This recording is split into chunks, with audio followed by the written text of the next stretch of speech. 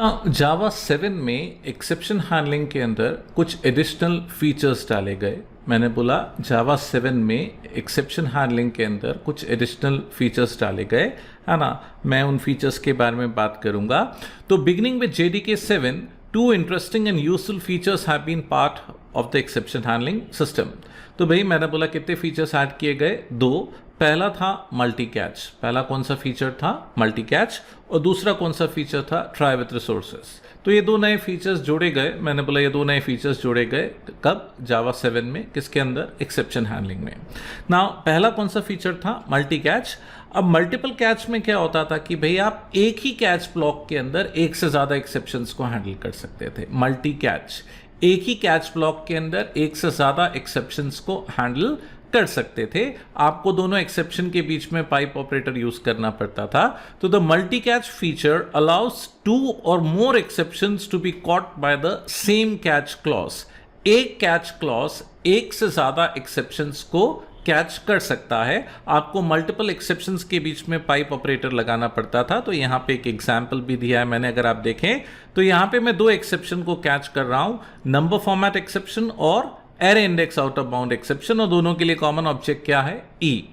तो भाई यहां पे क्या होगा? अगर नंबर फॉर्मेट एक्सेप्शन आएगा या array index out of bound exception आएगा, दोनों ही एक्सेप्शन की केस में एक ही सिंगल कैच ब्लॉक एग्जीक्यूट होगा। दोनों ही एक्सेप्शन केस के केस में एक सिंगल कैच ब्लॉक क्या होगा? एग्जीक्यूट होगा। हम इसको एक एग्जांपल की मदद से देखते हैं। मैंने बोला हम इसको एक एग्जांपल की मदद से देखते हैं। We'll see this with the help of an example. मैंने क्लास बनाई एक्सेप्शन 7। हम वही प्रोग्राम कर रहे हैं जो हम एग्जाम्पल 2 से करते आ रहे हैं कि नंबर को कमांड लाइन आर्ग्यूमेंट लो और उसका स्क्वायर प्रिंट करो। इट्स द सेम क्वेश्चन जो हमने एग्जाम्पल 2, 3, 4 और 5 में फॉलो किया है। इनफैक्ट 6 में भी इसी एग्जाम्पल को लिया था हमने। तो क्वेश्चन वही है ना, कि हमको करना क्या है? एक नंबर को कमांड लाइन आर्ग्यूमेंट लेना है और उसका स्क्वायर प्रिंट करना है। तो देखिए भाई मैंने क्या किया, एक नम नाम का वेरिएबल डिक्लेयर किया। नम की वैल्यू क्या है? 0। ट्राई ना। यहां पे दो पॉसिबिलिटी है। एक, अगर स्ट्रिंग नंबर में कन्वर्ट नहीं होती तो नंबर फॉर्मेट एक्सेप्शन आएगा, और अगर कोई आर्ग्यूमेंट पास नहीं करता तो array index out of bound exception आएगा। मैंने क्या बोला? अगर स्ट्रिंग नंबर में कन्वर्ट नहीं होती तो नंबर फॉर्मेट एक्सेप्शन आएगा, और अगर कोई आर्ग्यूमेंट पास नहीं करता तो array index out of bound exception आएगा। इन दोनों ही केस में मैंने बोला इन दोनों ही केस में एक ही कैच ब्लॉक एग्जीक्यूट होगा। ध्यान से देखिए लाइन नंबर 6 को। मैंने बोला ये ध्यान से देखिए लाइन नंबर 6 को। तो चाहे नंबर फॉर्मेट एक्सेप्शन आए या array index out of bound exception आए, दोनों ही केस में सेम कैच ब्लॉक चलेगा। और मैसेज क्या लिखा हुआ है? Invalid format. तो अगर कन्वर्ट हो गया तो बहुत अच्छी बात है। कन्वर्ट नहीं हो पाता तो इनवैलिड फॉर्मेट या इंडेक्स का मैसेज आएगा, और फिर उसका क्या प्रिंट करेगा भाई? ये स्क्वायर। तो this is a very useful feature, है ना। कौन सा? Multi catch. देखिए मैंने इसका कंपाइल और रन करके रखा है। फर्स्ट टाइम जब मैं इसको एग्जीक्यूट कर रहा हूं विद अ वैलिड इनपुट क्या आ रहा है? स्क्वायर आ रहा है। और अगर मैं आर्ग्यूमेंट पास नहीं करता या फॉर्मेट गलत लिखता हूं, दोनों ही केस में एक ही कॉमन मैसेज आ रहा है, इनवैलिड फॉर्मेट या इनवैलिड इंडेक्स। तो ये का एग्जाम्पल था मल्टी कैच का। और मल्टी कैच कब आया? जावा 7 में आया। जो दूसरा फीचर जावा 7 में ऐड हुआ एक्सेप्शन हैंडलिंग सिस्टम के अंदर, मैंने बोला जो दूसरा फीचर जावा 7 में ऐड हुआ, और इसको हम बहुत एक्सटेंसिवली यूज करते हैं, पर्टिकुलरली जब हम एपीआई यूज करेंगे, है ना। क्या नाम इसका? Try with resources. सही बोलूं तो ये राइट टाइम नहीं है इसको पढ़ने के लिए। जब हम एपीआई पढ़ते हैं तब इसको हम देखते हैं, लेकिन स्टिल क्योंकि मैं एक्सेप्शन हैंडलिंग को कॉम्प्रिहेंसिवली कवर कर रहा हूं तो मैं इस चीज को मिस नहीं करना चाहता। कौन से फीचर को? Try with resource. और प्रैक्टिकल यूसेज, इनफैक्ट जब आप IO पढ़ोगे, java.io पैकेज पढ़ोगे, networking, files, database, everywhere you will find an extensive use of this feature called try with resource. ये होता क्या है?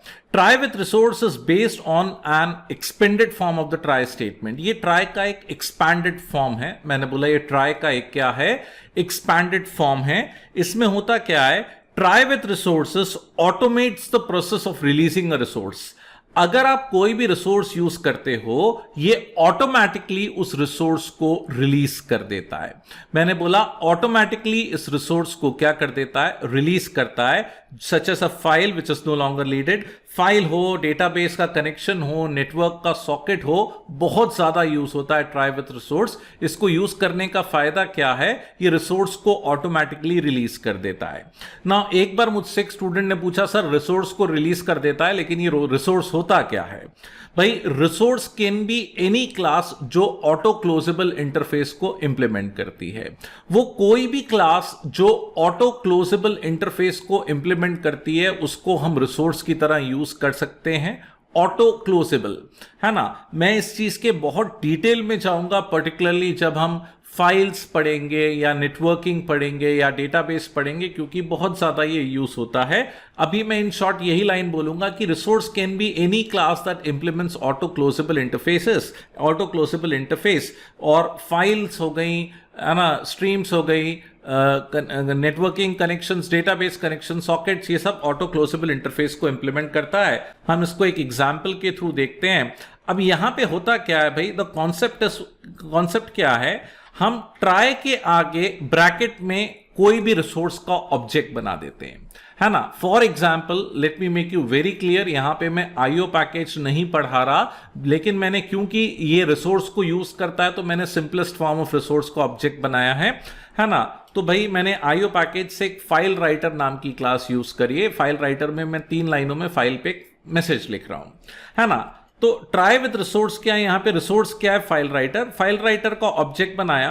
अब ये क्या करेगा, अगर करंट डायरेक्टरी में hello.txt नाम की फाइल है, अगर करंट डायरेक्टरी में hello.txt नाम की फाइल है तो ओवरराइट कर देगा, है ना। यहां पे फाइल को ओवरराइट कर देगा, नहीं है तो ओवरराइट, नहीं है तो बना देगा, है तो ओवरराइट कर देगा, नहीं है तो बना देगा, है तो ओवरराइट कर देगा। उसमें मैं एक मैसेज लिख रहा हूं हेलो वर्ल्ड, और लिखने के बाद इट्स अ गुड प्रैक्टिस में फ्लश कर रहा हूं। तो यहां पे होगा क्या, पहले तो ये वाले ट्राई के एक्सपैंडेड फॉर्म को देखो। ट्राई के आगे ब्रैकेट में हमने ऑब्जेक्ट बनाया है, ट्राई के आगे ब्रैकेट में हमने ऑब्जेक्ट बनाया है।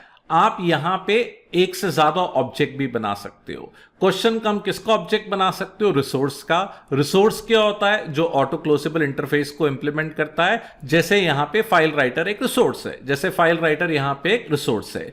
इससे फायदा क्या होगा, जैसे ही ट्राई ब्लॉक खत्म होगा, पर्टिकुलरली लाइन नंबर 8 में जैसे ही ट्राई ब्लॉक खत्म होगा तो ये रिसोर्स ऑटोमेटिकली क्लोज हो जाएगा। तो हमको रिसोर्स को मैन्युअली क्या नहीं करना पड़ता, क्लोज नहीं करना पड़ता। चाहे वो नेटवर्क का सॉकेट है हमको क्लोज करना पड़ता है, ट्राई विद रिसोर्स करेंगे तो अपने आप क्लोज हो जाएगा। चाहे वो डेटाबेस का कनेक्शन है हमें क्लोज करना पड़ता है, अगर हम ट्राई विद रिसोर्स करेंगे, यूज करेंगे तो ऑटोमेटिकली क्लोज हो जाएगा। चाहे फाइल राइटर है हमें क्लोज करना पड़ता है, लेकिन ट्राई विद रिसोर्स करोगे तो ऑटोमेटिकली क्लोज हो जाएगा। तो ये ऑटोमेटिकली रिसोर्स को रिलीज कर देता है। अंदर से मैकेनिज्म क्या होता है इसको हम बाद में देखेंगे जब हम फाइल राइटर या दूसरे एडवांस टॉपिक्स पे जाएंगे, क्योंकि अभी हम रिसोर्स पढ़ा नहीं, हम तो एक्सेप्शन हैंडलिंग की बात कर रहे हैं। तो एक एक्सेप्शन हैंडलिंग का फीचर है, हमें से मिस नहीं करना। तो फायदा क्या, ये रिसोर्स है, और जैसे ही ट्राई बंद होगा रिसोर्स ऑटोमेटिकली क्लोज हो जाएगा। क्योंकि राइट मेथड और flush method IO exception forward करते हैं, चेक्ड एक्सेप्शन है, ट्राई कैच लगाना क्या है, कंपल्सरी है। तो टू कंक्लूड मैं ये बोलूंगा कि आप ट्राई के आगे ब्रैकेट में रिसोर्स का ऑब्जेक्ट बना सकते हो, ट्राई के आगे ब्रैकेट में रिसोर्स का ऑब्जेक्ट बना सकते हो। कितने रिसोर्स का, 2 4 10 कितने भी रिसोर्सेस का ऑब्जेक्ट बना सकते हो। और फायदा क्या होगा, जैसे ही ट्राई ब्लॉक एंड होगा ये रिसोर्स अपने आप क्लोज हो जाएगा, ये रिसोर्स अपने आप क्लोज हो जाएगा। इसको बोलते हैं ट्राई विथ रिसोर्सेस। कब आया, जावा 7 में।